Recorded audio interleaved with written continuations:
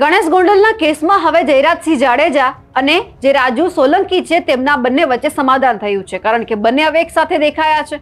પણ સવાલ અહીંયા એ થઈ રહ્યો છે કે હવે સીધા જ આક્ષેપ છે તે અનિરુદ્ધસિંહ જાડેજા ઉપર થઈ રહ્યા છે। નમસ્કાર, આપ જોઈ રહ્યા છો નિર્ભય ન્યૂઝ અને હું છું આપની સાથે રિદ્ધિ।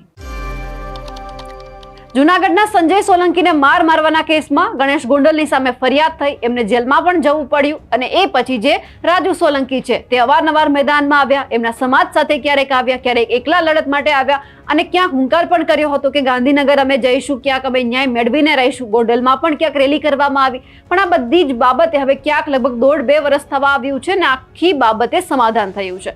હવે જ્યારે રાજુ સોલંકી છે એ જયરાજસિંહના ઘરે ગયા અને એ પછી સમાધાન થયું અને હવે અહીંયા સ્પષ્ટ ખુલાસો કરવામાં આવ્યો છે। જયરાજસિંહ જાડેજા દ્વારા કહેવામાં આવ્યું છે કે રાજુ સોલંકી દ્વારા કોઈ જ પૈસાની માંગણી કરવામાં નથી આવી, ફક્ત એમણે એવું કહ્યું છે કે એમને એમના સમાજના સમૂહ લગ્ન કરાવવા છે અને જે પણ જમણવારનો ખર્ચ આવે જયરાજસિંહ ઉપાડી લે। અને આ બધાની વચ્ચે હવે જયરાજસિંહ જાડેજાએ પણ સ્પષ્ટ શબ્દોમાં એવું કહી દીધું છે કે હું જ્યારે રાજુ સોલંકીની સાથે બેઠો ત્યારે મને ખબર પડી કે આખા કેસની અંદર સૌથી મોટો હાથ તો અનિરુદ્ધસિંહ જાડેજાનો છે। સૌથી પહેલા તો જયરાજસિંહ જાડેજાને સાંભળીએ કે તેમણે શું કહ્યું છે।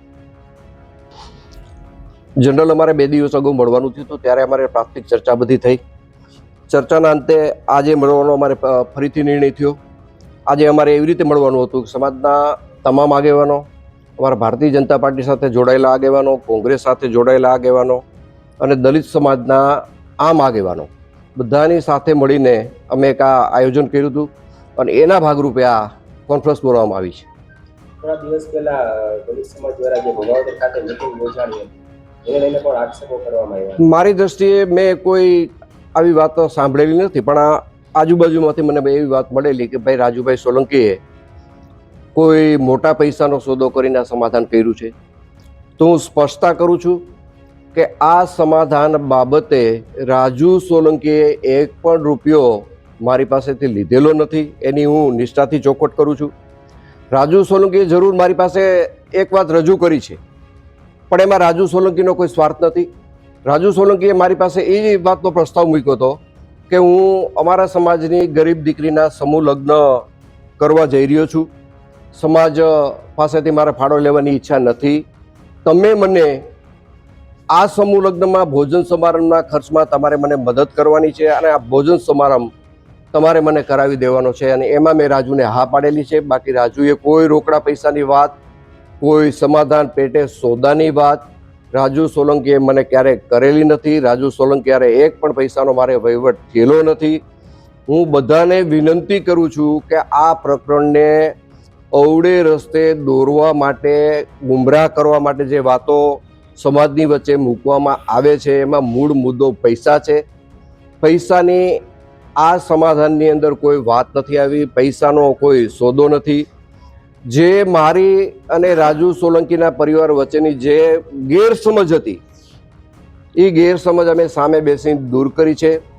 મારે આ પ્રકરણમાં વધારે એવું કહેવું છે કે સમગ્ર પ્રકરણ જ્યારે બન્યું ત્યારે સામાન્ય ઉગ્ર બોલાચાલીનો મામલો હતો। આ મામલો વધીને 2 દિવસમાં બનાવ પછી પૂરો થવાનો હતો, પણ રીબડા અનિરુદ્ધે આખા પ્રકરણને ગેરમાર્ગે દોરવા માટે રાજુ સોલંકીને કાંઈ કીધું, સમાધાનનું કાંઈ આમ વાત કરી, આ તે વાત કરી, પૂરેપૂરા સમાજને ગુમરાહ કરવામાં જો મુખ્ય ફાળો કોઈનો હોય તો રીબડા અનિરુદ્ધનો રહ્યો છે।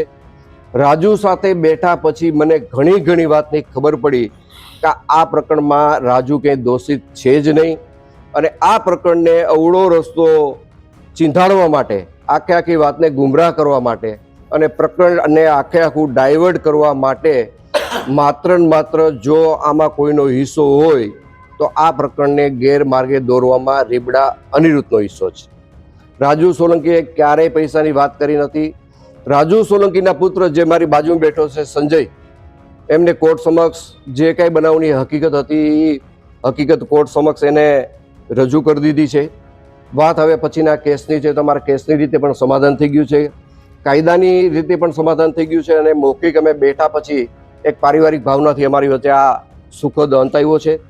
આ વસ્તુને કોઈ અવળે રસ્તે ન દોરે, કોઈ જુદી રીતે ન જોવે।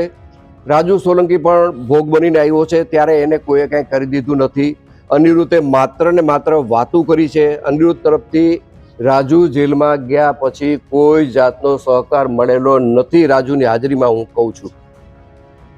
લગભગ 1.5-2 વર્ષ પહેલા આ કેસ સામે આવ્યો હતો અને હવે આજે જઈને સમાધાન થયું છે. પણ હવે જોવાનું છે કે જ્યારે અનિરુદ્ધસિંહ જાડેજા છે એમના પરિવાર ઉપર આક્ષેપ લગાવવામાં આવ્યા છે ત્યારે હવે નવા શું ખુલાસા થાય છે. અમારા અહેવાલને લઈને આપનું શું માનવું છે કમેન્ટ કરીને ચોક્કસથી જણાવજો. સાથે જ અમારી નિર્ભય ન્યૂઝ ચેનલને લાઇક, શેર અને સબસ્ક્રાઇબ કરવાનું ભૂલશો નહીં. નમસ્કાર.